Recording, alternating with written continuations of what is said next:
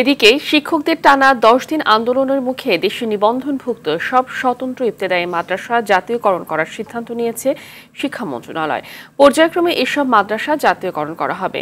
বিকেলে রাজধানী শাহবাগে এমন আশ্বাস দেন শিক্ষা মন্ত্রণালয়ের যুগ্ম সচিব এস.এ. মাসুদুল হক। এর আগে দুপুরে স্বতন্ত্র ইবতেদায়ী মাদ্রাসা জাতীয়করণের বিষয়ে সভায় বসেন শিক্ষা মন্ত্রণালয়ের ঊর্ধ্বতন কর্মকর্তারা। সেখানে এই সিদ্ধান্ত চূড়ান্ত করা হয়। তিনি বলেন, আন্দোলনকারী শিক্ষকদের ৬ দফা দাবি মেনে নিয়েছে মন্ত্রণালয়। এছাড়া শিক্ষকদের উপর পুলিশের লাঠিচার্জের ঘটনায় দুঃখ প্রকাশ করেছে মন্ত্রণালয়।